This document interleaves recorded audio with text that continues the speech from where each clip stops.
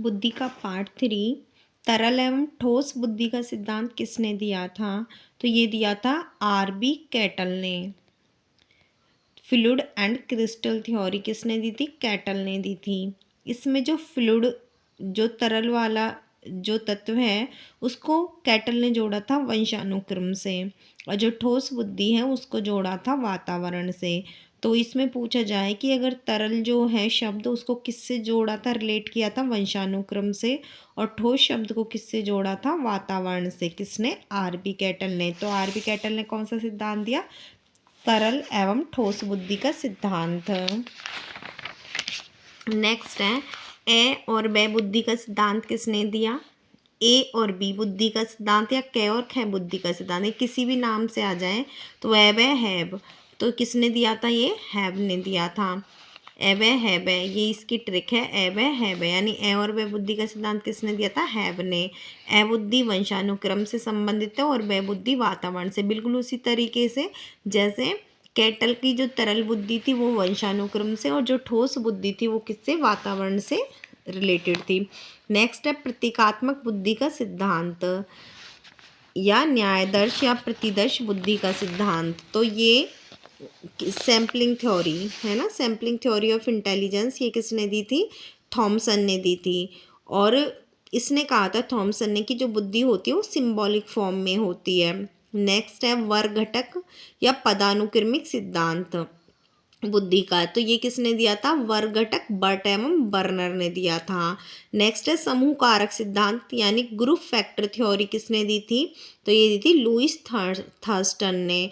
तो Lewis Thurston के मुताबिक बुद्धि के अंदर पीएमए यानी प्राइमरी मेंटल एबिलिटीज होती हैं, और प्राइमरी मेंटल एबिलिटीज़ की जो संख्या होती है वो कितनी होती है? 7 होती है। तो कौन कौन सी पीएमए दी थी लुईस थर्स्टन ने?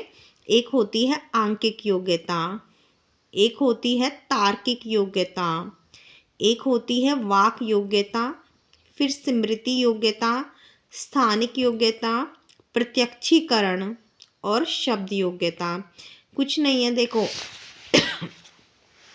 ये मैथमेटिक्स से रिलेटेड अंक और तर्क यानी आंकिक योग्यता और तार्किक योग्यता।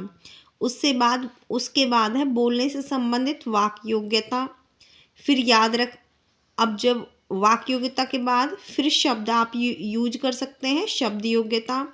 उसके बाद याद करने के लिए स्मृति योग्यता, फिर स्थानिक और फिर प्रत्यक्षीकरण। तो ये क्या है? 7 PM में दी थी किसने? थर्स्टन ने।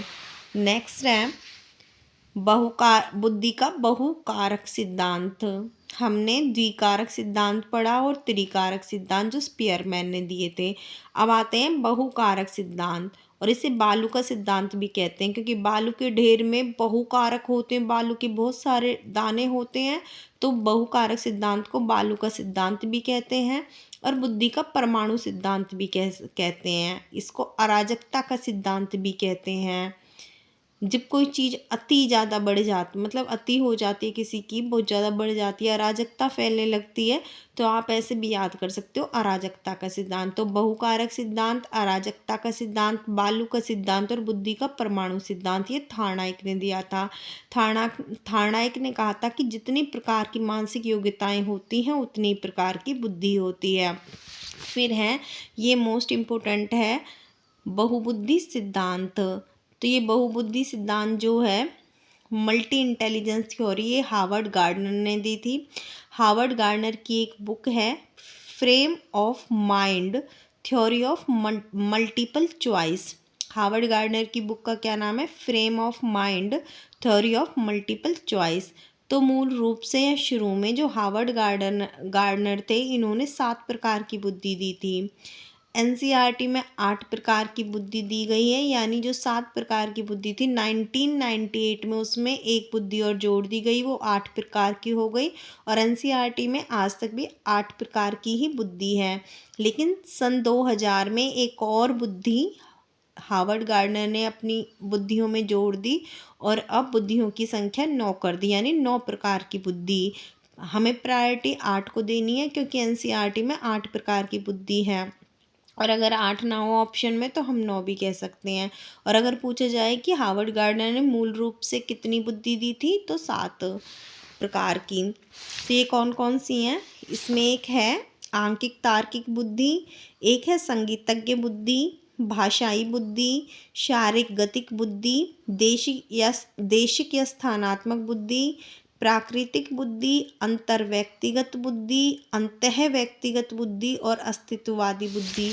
देखो इनमें जो ये है ना अंतःव्यक्तिक और अंतः अंतःव्यक्तिक और अंतःपरा के नाम से, परा मतलब दूसरा और अंतःव्यक्तिक यानी जो स्वयं से जुड़ी हुई है। और ऐसे याद ना करके आप इसको ना इंटरपर्सनल और इंट्रापर्सनल देख लेना। देखो इंटर का मतलब होता है जो दूसरे से रिलेटेड हो और इंट्रा का मतलब जो स्वयं से।